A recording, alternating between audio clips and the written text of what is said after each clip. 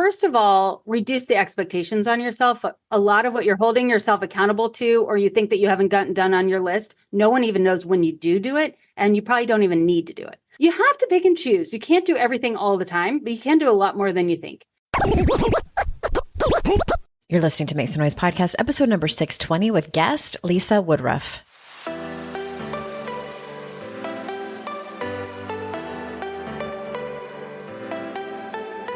Welcome to Make Some Noise Podcast, your guide for strategies, tools, and insight to empower yourself. I'm your host, Andrea Owen, global speaker, entrepreneur, life coach since 2007, and author of 3 books that have been translated into 18 languages and are available in 22 countries. Each week, I'll bring you a guest or a lesson that will help you maximize unshakable confidence, master resilience, and make some noise in your life. You ready? Let's go. Hi, everyone. Welcome to another episode of the podcast. I'm so glad that you're here. Of course, I have an amazing guest for you today. I'm going to tell you about her in a minute. Before I do, I have some openings for coaching this fall. I would love to work with you if you think it's a great fit. The applications are over at andreaowen.com/links, and you can go over there and see the page that talks about the people that I work with, the things that people bring to coaching. If you're thinking like, I would love to work with Andrea, but I'm not sure if it's right for me, head over there and you'll also see a link to fill out an application and we'll go from there. Let me tell you a little bit about our guest today. Lisa Woodruff is a professional organizer, author, and the founder and CEO of Organize 365. With a varied background as a mother, teacher, motivational speaker, and entrepreneur, Lisa understands firsthand the juggling and filling multiple roles and how difficult it can be to keep everything organized. Believing that organization is a learned skill, she began developing strategies for home and paper organization, pushing past barriers and leading to a more productive life. Today, she is the author of 4 books, including How ADHD Affects Home Organization and The Paper Solution. Lisa's understanding of the lived female American experience has helped her to articulate why women are overwhelmed, tired, and what to do about it. So without further ado, here is Lisa. Lisa, thank you so much for being here. Thank you for having me on. I told you right before we started recording, I'm pretty sure you're the first professional organizer. So welcome. The bar is pretty low because there's been no one else. So we're happy to have you. I mean, we're all organizers. I didn't even realize professional organization was a thing until I was already being paid to do it. And somebody told me that's what I was. I was like, oh, that's a thing. Okay. So awesome. You may have more professional organizers that don't really realize they are one.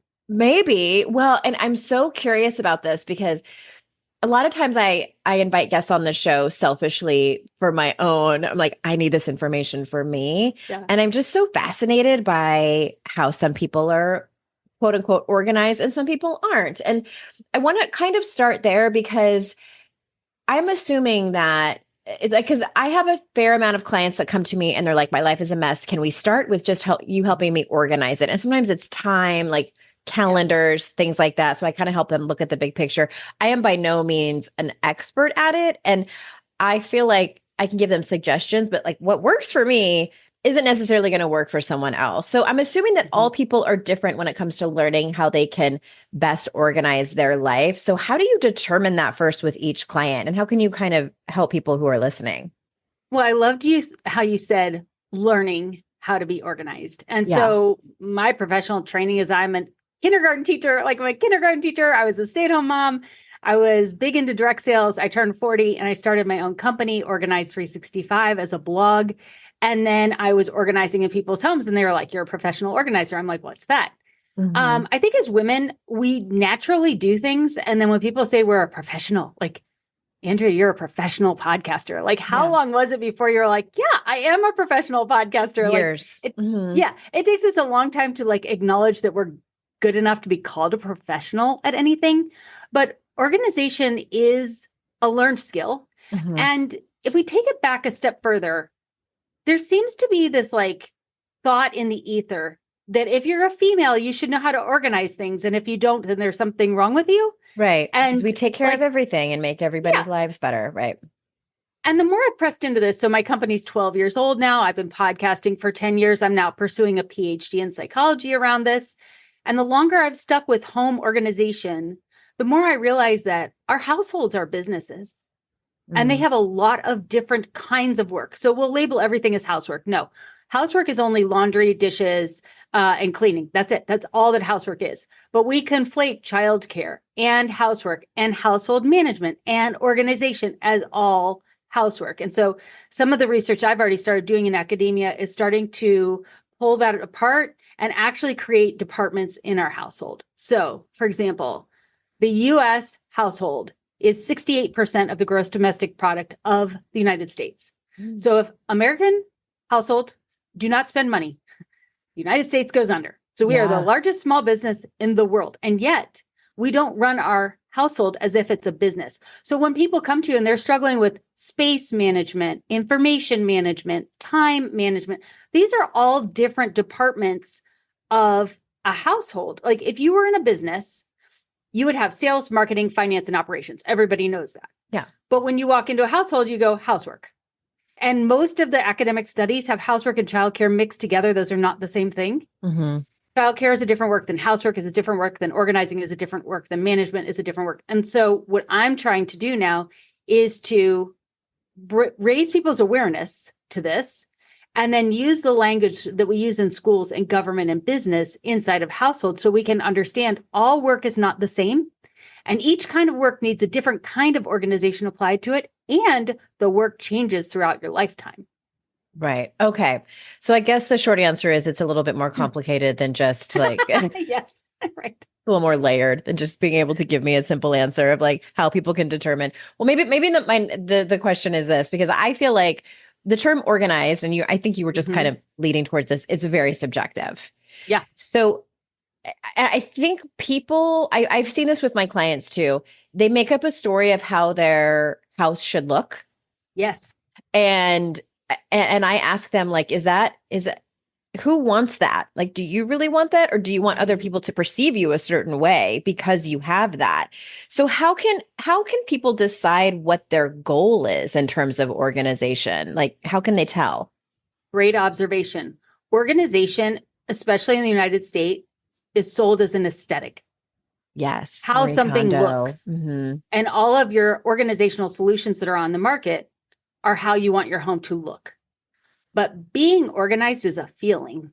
Like you feel organized. People can feel organized in a house that seems cluttered to other people, and people can feel disorganized in a house that seems minimalistic and organized to other people. So there's like a continuum. Like I consider myself a medium person. I don't have a ton of stuff, but I'm definitely not a minimalist. Yeah. And so a lot of times when you're trying to get organized, you feel like you should have a planner and your house should be minimal and all of your containers should match and they should be labeled. None of that is organization. All of those are aesthetics. Interesting. Okay. So I guess the question becomes, are the aesthetics important to them? And it's okay if they are. Right. Absolutely. Yes. Right. And so it's kind of like saying, if you're a small business, well, do you want to be a service business, an e-commerce business? Like, what kind of business do you want to be? What kind of an organized household do you want? Do you want all the matched containers? Do you want everything labeled? Do you want to have a minimalist lifestyle? Because you cannot have a minimalist lifestyle and still be organized. And then you step back and say like, okay, well, in business, if we have sales, marketing, operations, and finance, what are the core components of an organized household? And then you take each of those and organize them and then add whatever aesthetic you want on top of it. I like that there's an order to it. It's what's interesting to me is I got caught up. This was like a couple of years ago, maybe a handful of years ago. And I think it's still a thing, but on TikTok and probably Instagram, where people were making videos of, this is so organized, like the plexi containers in their fridge. And it's very beautiful. And it's it's so pretty, and like watching people do it. I like just watching people do it.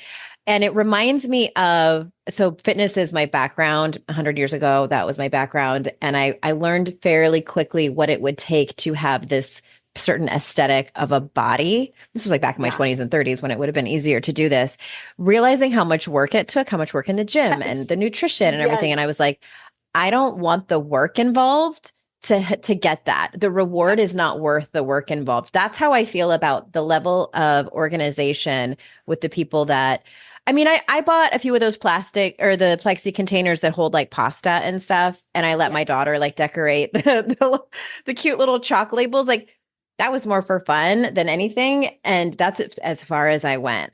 So I'm assuming that that's a decent question to ask yourself. It's like, do you want the work involved that it takes to stay that organized, to get that aesthetic? Yes. And also, sometimes that aesthetic is not actually organized for you.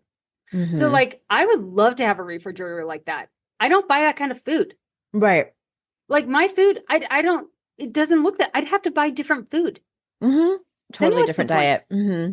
So I can never make it look pretty. Like I made my books rainbow, and that's only because I'm a visual person. So you name a book, I could tell you the color of that book. So I would know how to find it by color. But if you're not a visual person like that and you organize your books by color instead of subject, you'll never find your books again. I organize them by size. Okay, see? Because it makes me crazy to have them like how big they are. Different sizes.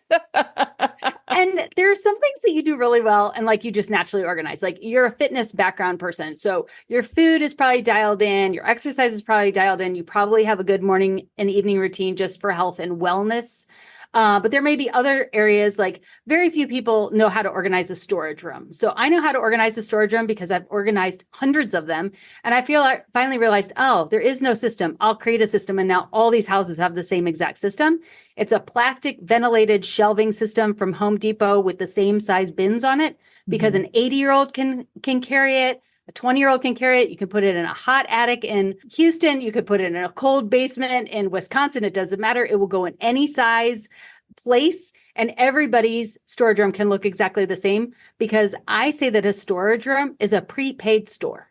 Like the only reason you're going to go into an attic, outside storage, garage, or basement is because you bought something that you're not currently using and you put it somewhere and you want to know if you still have it, because you're either going to go buy it if you don't have it because you need to use it. Okay. It's a prepaid store. So it should look like shelving with bins that are labeled of things, and you can literally move that, and for the rest of your life, it will stay organized. That is a solution that will work for everyone. It's extremely functional, and most basements, garages, attics are just like shoved in boxes. 50% of it is empty boxes. I've organized I know it's empty boxes and broken stuff. Get rid of that. Interesting. Okay.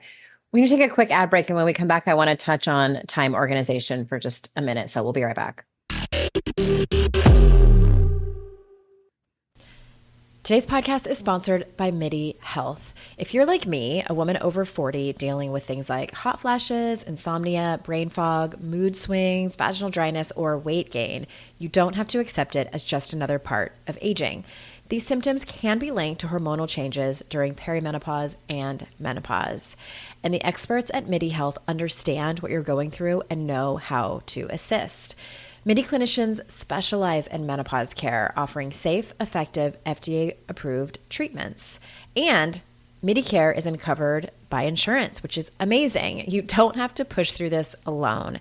Schedule a virtual visit to discuss your symptoms and health history in detail. You'll leave feeling heard and with a plan to start feeling so much better. You deserve to feel great. Book your virtual visit today at joinmidi.com. That's joinmidi.com, joinmidi.com. I've taken many classes with Masterclass on different topics by some of my favorite instructors like Chris Voss, Diane von Furstenberg, and Adam Grant. There's some amazing personal growth classes there too, like Small Habits That Make a Big Impact on Your Life by James Clear, Where Does Courage Come From by Sarah Blakely, and Curb the Self-Affirmations by Daniel Pink. Lately, I was curious about Emily Morse's class. I follow her on Instagram, Sex with Emily. So I took her class, Sex and Communication, and I especially loved her section on asking for what you want, which can be tricky because it involves vulnerability and sex. These classes really make a difference. 88% of members feel that Masterclass has made a positive impact on their lives. For just $10 a month, an annual membership with Masterclass gets you unlimited access to every instructor. Plus, every new membership comes with a 30-day money-back guarantee. Don't wait another moment to start your learning journey with Masterclass. Right now, our listeners get an additional 15% off any annual membership at masterclass.com/Andrea. That's 15% off at masterclass.com/Andrea. masterclass.com/Andrea. Are you overwhelmed by the things that get in the way of you doing what you want to do? Are you looking for ways to simplify life to better align with your values? Do you want to create space in your schedule so you have room for more of the good stuff? Play, joy, relationships, gratitude, and more? If you answered yes to any of these questions, I invite you to check out Edit Your Life, a podcast to help you edit the unnecessary from your life so you have more room to enjoy the awesome. Through episodes with me, Christine Coe, and a range of super smart, compassionate, and thoughtful guests, you'll come away with big picture insights and practical ways to declutter your home, schedule, and mental space without getting bogged down by perfection. I have always believed that small moments and actions matter tremendously. My goal is to help you find agency and space in your life through doable baby steps that will leave you feeling accomplished instead of overwhelmed. Check out Edit Your Life wherever you enjoy your podcasts. Okay, I don't even know if this is in your repertoire. How quickly can you, I think that what I hear a lot of from my clients is that they have a lot of monotonous tasks and things that they do, or I don't know if you've heard this term confetti time, where it creates I pockets. just heard that. Yeah, it was a few years ago I heard it, and it's especially prevalent for women. So for people listening who don't know it, it's for people that don't know it, it's essentially when you have snippets of time throughout the day, and then some marketing bro is going to tell you you do have an extra 3 hours a week if you put all that time together. And it's no, you don't. No, you don't. Because switching tasks, and for women, it's different. It looks different. And so how do, I don't know if that has anything to do with my question, but I think that what people might be wondering is, how do people, can we start just from the beginning? How do you talk about this and teach it? Time organization, how? Help us all. Okay, time organization, confetti time, not being able to get those 3 hours back. I love where this is going. I am obsessed with time management and really planning. So in my PhD in cognitive psychology, I really got into executive functions, and I'd been studying executive functions before I went back to school. Can we pause and can you tell people what executive functions are? Because I think not everybody knows what that is. Well, I could tell you what I thought they were before I was getting my PhD. So before I was getting my PhD, I took this test and I ran this test that has 9 different executive functions, and 5 of them are related to what would help you get organized and academically in school, which are task switching, which you mentioned, working memory. Working memory that's where you can remember things fairly quickly, right? Nope. Working memory is holding multiple pieces of information in your head at one time. The easiest way to know working memory, and where I would notice in the students I had in classrooms where they were deficient in working memory, is when you're learning long division. Okay. Because there's so many steps in doing long division, you would miss a step and you have to hold a lot of information in your head. So working memory, flexible thinking, self-monitoring, task initiation, which is getting started, planning, organization, impulse control, and emotional control. That was my understanding. Just thinking about all those is making me tired, Lisa. And it's all organizing, right? This is your prefrontal cortex of your brain. Yeah. Planning is literally, and organizing is literally executive function. And this is where the prefrontal cortex is typically not even developed fully until we're around 25 years old, right? And this is why it's hard for kids and teenagers to manage all of those executive functioning skills. You'd asked me these questions 2 years ago before I was getting a PhD. I could answer them. But now that I know more science, I'm it depends. So now that I've had cognitive psychology, there really is memory. And then there is functioning, and how much these different executive functions are able to be parsed out is depending on which scientist you're reading. But there's this one scientist I was reading, and she said that planning is a higher level executive function, meaning that if you don't have the lower level executive functions, you can't get to planning. So now let's go back to time. I have recently been diagnosed with ADHD. And I'm an entrepreneur. I was a teacher. And so I'm 52. I've had a lot of lived experience. Time is something that my children have struggled with and a lot of people struggle with. So I like to look at time in many, many different ways. And the 2 ways I will have you look at it is first weekly time and then trimester time. So weekly time is this confetti time. You have all of these decisions you have to make constantly every single day. And if you have a good morning, afternoon, and evening routine, you can task stack some of those decisions so that you don't have to think about them all the time. The other thing you could do is you can make really good checklists for your housework. And your housework is cleaning, meal prep, and laundry. Those 3 things are the only 3 things that are actually housework. They're never ending. They're never going to go away. Right. You can optimize them as much as you want, but every single week you're going to have to do it.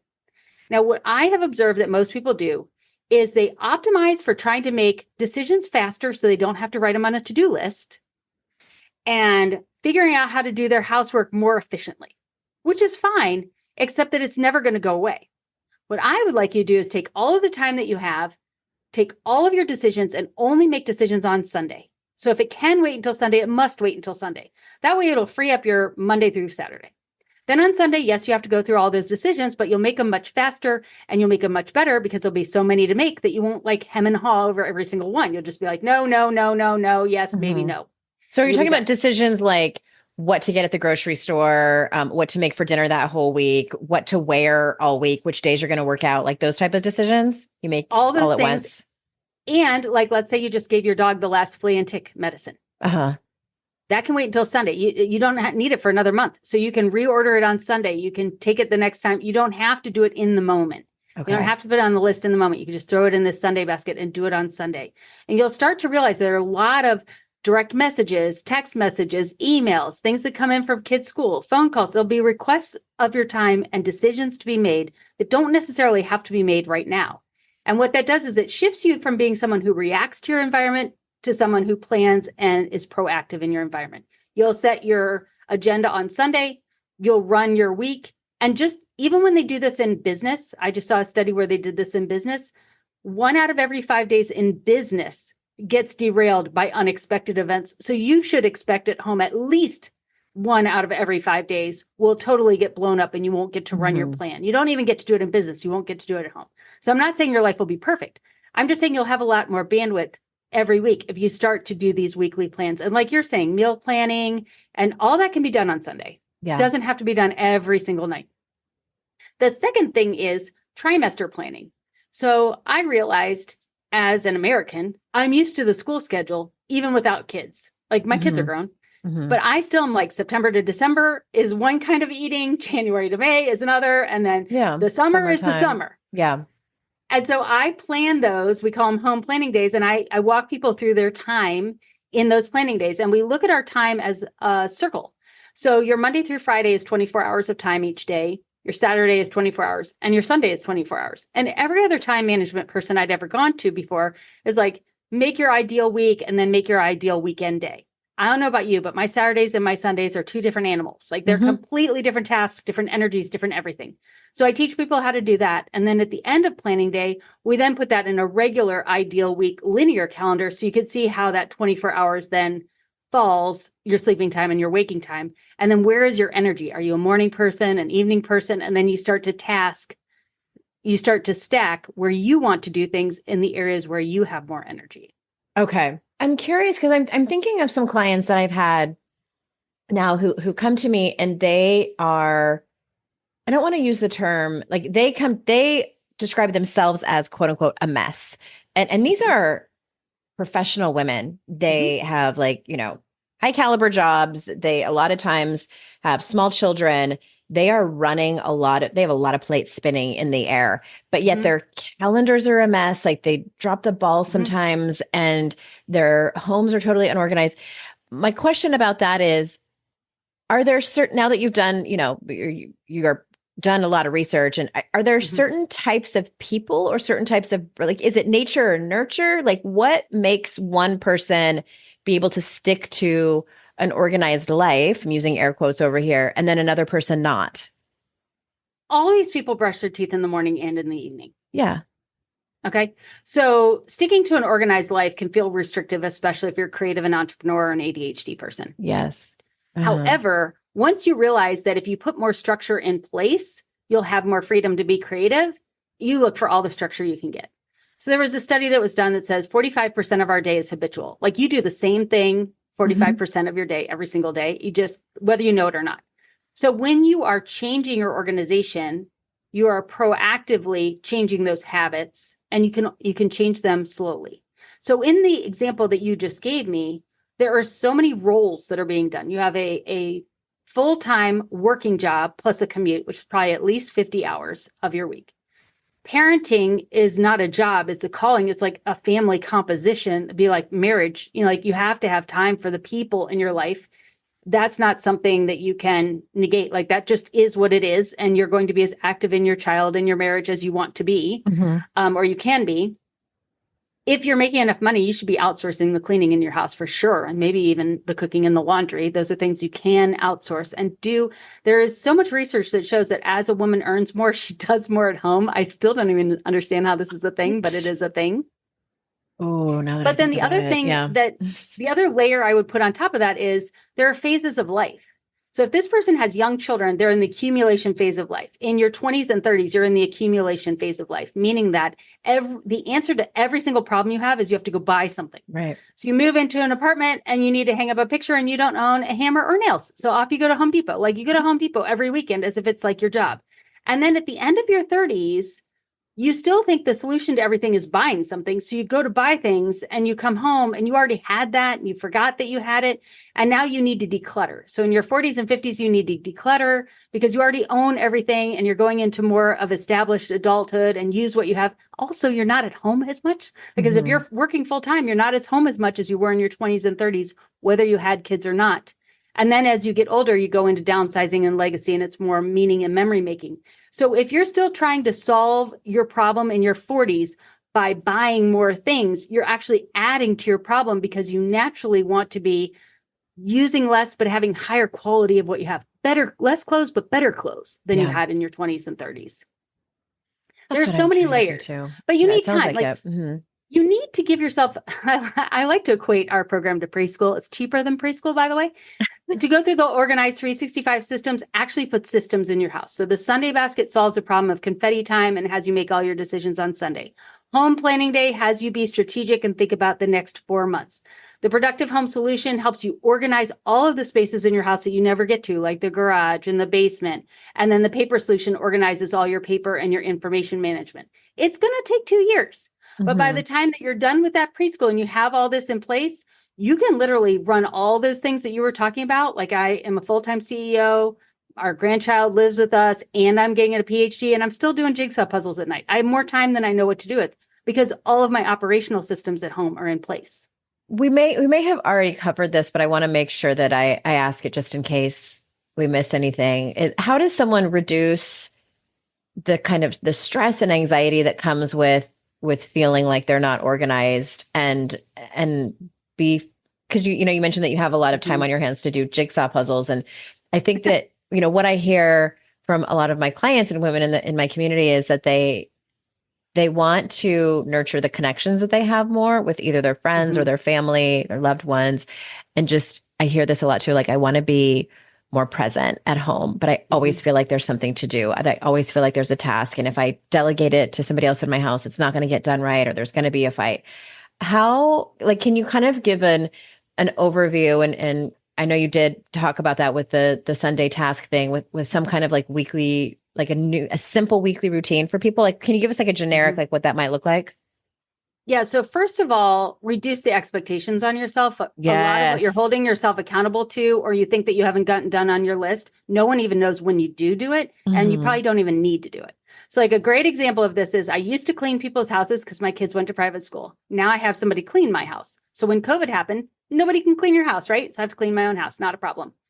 It was 7 weeks before I noticed dust because I wasn't dusting. So if you are dusting any more often than every 6 weeks, you're over dusting. And we're doing it to ourselves too. And I pause and say, unless you have a German Shepherd. Right. Oh, do they cause dust? I mean, you have to vacuum, but do they cause dust? Yes. Okay. Yes. I have a dog, but he doesn't cause dust, but he does. Cause I had a different breed before, and I've had her for 2 years, and I'm also in a new house now that has no carpet at all.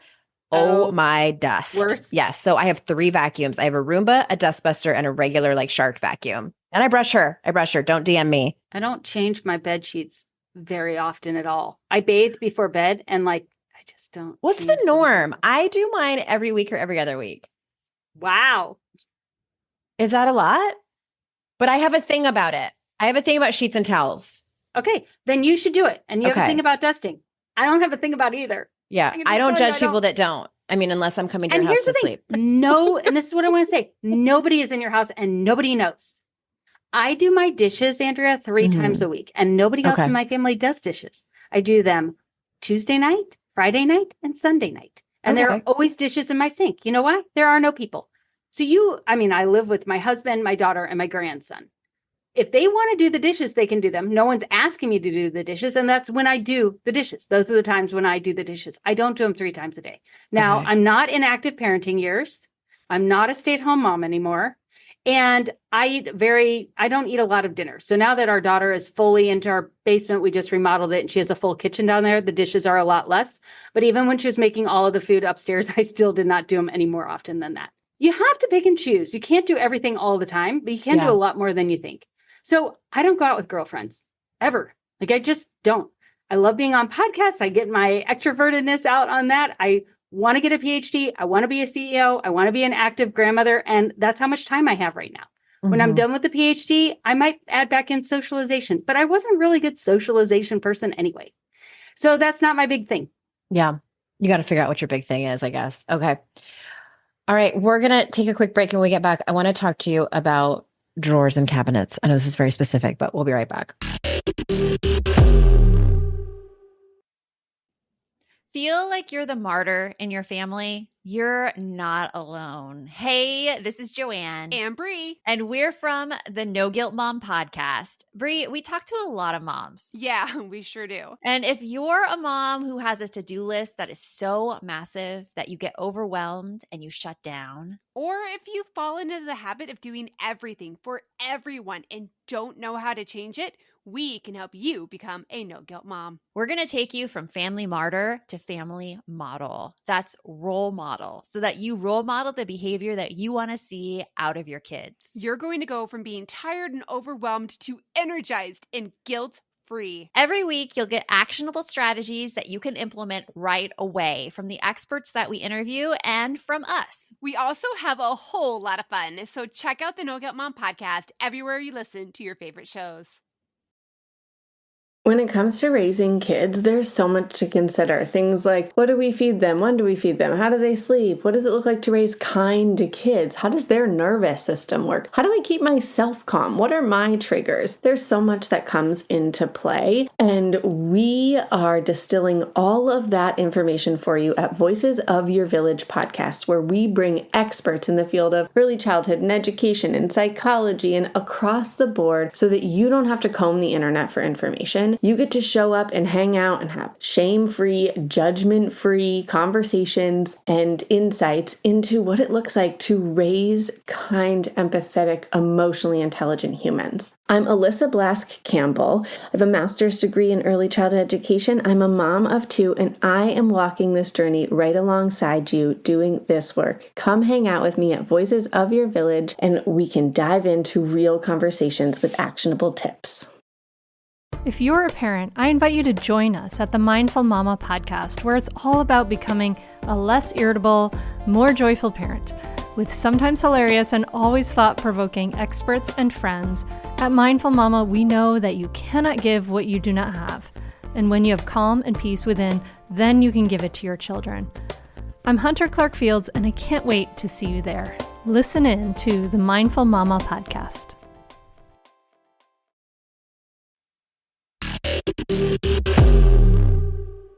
Okay. And I can only speak from my own experience. Like, I was also diagnosed several years ago now at this point with ADHD. And it sort of like changed my perspective on like how I do things. My dad has passed away, but I'm pretty sure he had it too. And my mom always used to tease him about how he would always have lists. He would have lists everywhere. And I'm looking around my desk right now. It's like, I have lists everywhere. I have lists about my lists. I love it. I love my lists. You will never take my lists away from me. They make my life complete. And also, I am someone, and anytime anybody asks me advice about organizing, I'm like, get baskets and drawers and shove shit in it. I have 2 baskets on my desk. One has like a bunch of cords in it and just the miscellaneous stuff that I have. If I didn't have those, I would feel my anxiety would go through the roof. And so how do you, I know you have like a thing about reclaiming your home 1 cabinet and 1 drawer at a time. So can you kind of take it away from here? I am not a detailed organizer. Okay. What is a detailed organizer? Like a Marie Kondo type of person, like with a... If you think about a good administrator who like can understand how a file cabinet works, not me. Okay. I could set up a file cabinet, but then I never retrieve anything in it because it's out of sight is out of mind. I like bigger organization. Like you're saying, like all the cords are in this drawer. I don't need every single cord to be in its own little Ziploc labeled.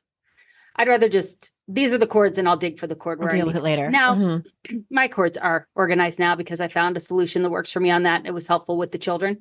But for the most part, I like everything to be in a container. And then when I go to that container, I go to those things. And that's kind of like how I set up my systems. So the Sunday basket is literally a container that sits on your kitchen counter that you can just throw things in. And it also has these clear plastic dividers in it that are pockets that you can put things in to divide things by projects. So for papers and stuff like that, you mean? Yep. And I have one for work and I have one for my PhD. And I have like these boxes all over the place that organize all of my information. As far as organizing cabinets and drawers, I want to change how you think. I'm always giving you new ways of thinking about your house because we're so in our house, it's hard for us to see it differently. Yeah. When you open up a cabinet, when I would professionally organize people and I was in their kitchen, I would put my hand on the cabinet and I would say, what am I going to find when I open up this cabinet? And I would say, is there anything else? And when they were done, I would open up the cabinet. I'd be like, what about this, this, this, and this? And they go, oh, I forgot those were in there. So I realized that we start to memorize where things are and we forget about some things that are in some certain spaces because they're closed.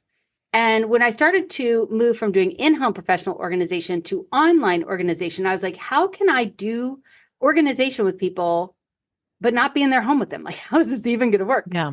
And I realized that every drawer and every cabinet is like its own little room.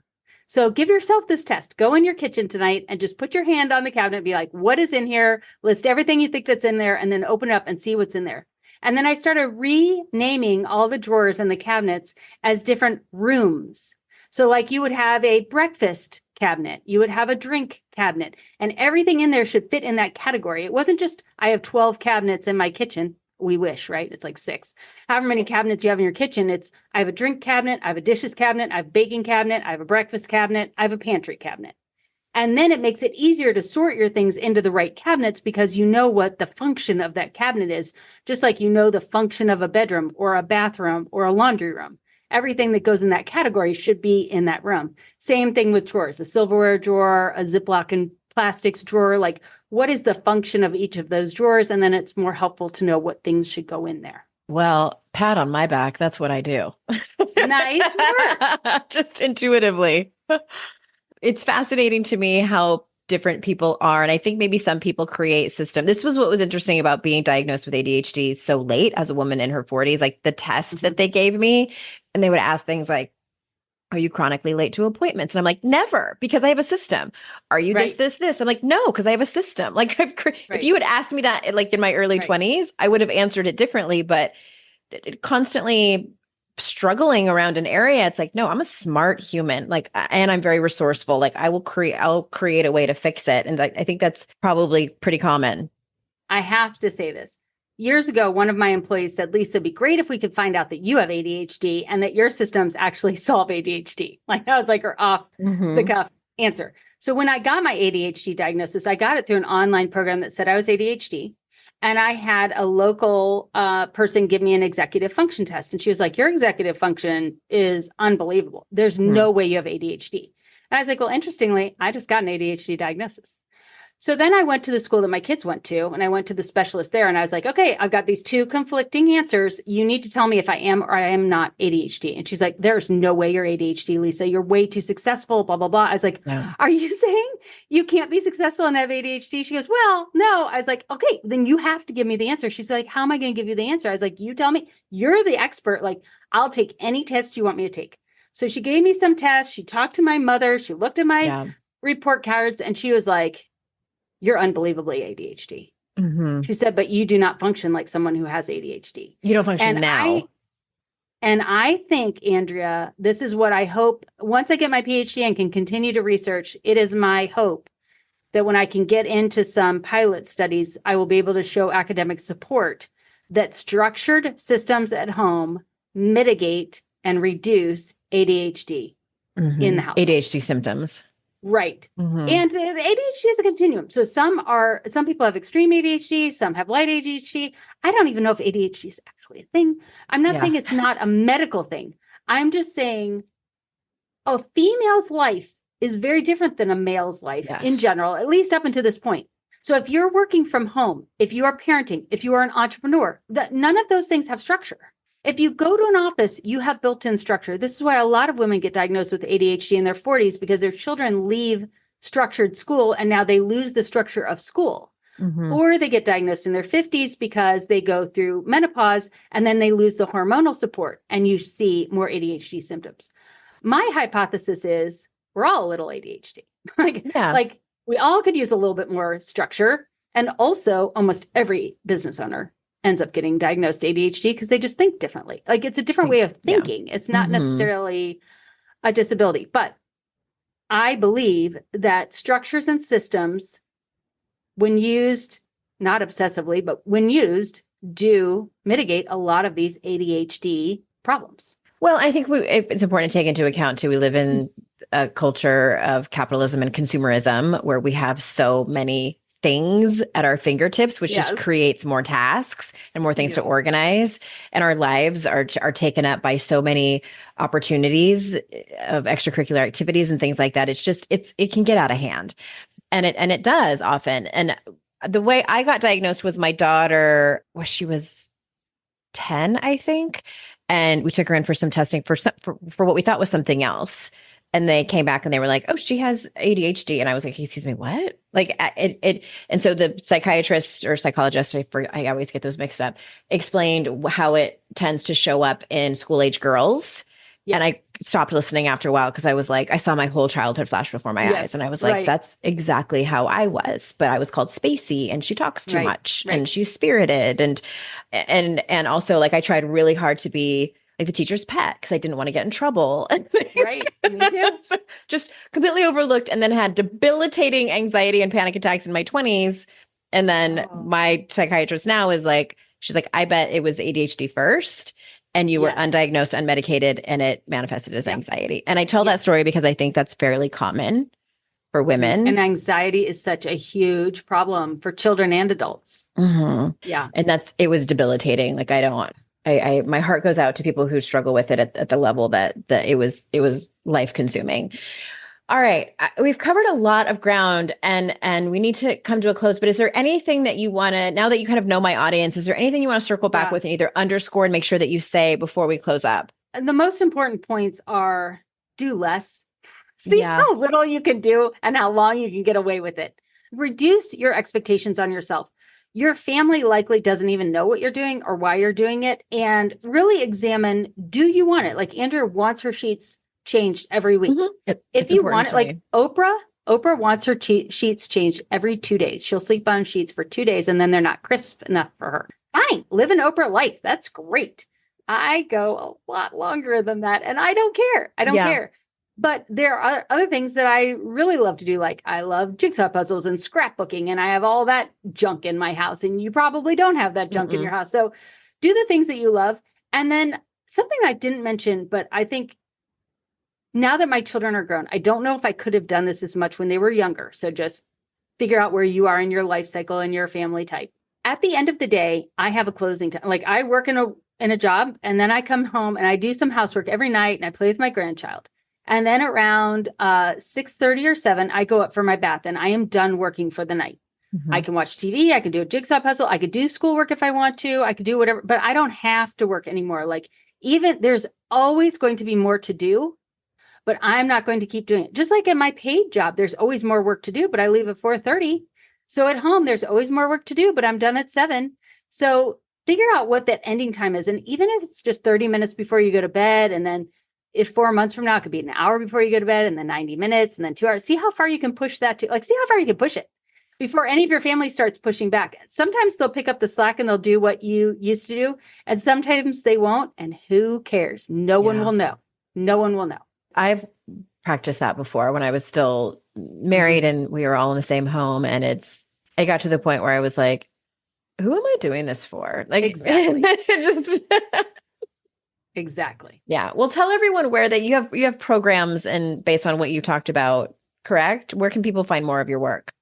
Yes. So the website is organize365.com and the podcast is called Organize 365. You can get to know me a little bit better over there. And on Instagram, it's Organize 365. Organized 365. Yeah, I just started following you. So I'm excited about learning more about this. Thank you so much for being here today. And listeners, thank you so much for your time. I'm so grateful that you choose to spend it with me and my guests. And remember, it's our life's journey to make ourselves better humans and our life's responsibility to make the world a better place. Bye for now. Hey, did you know there's free secret podcast episodes waiting for you that are not part of my regular podcast feed? Yes. AndreaOwen.com/free. And you just sign up. You get a link sent to you. It's very secret. It's like a secret club. We don't have a secret handshake. Don't worry about that.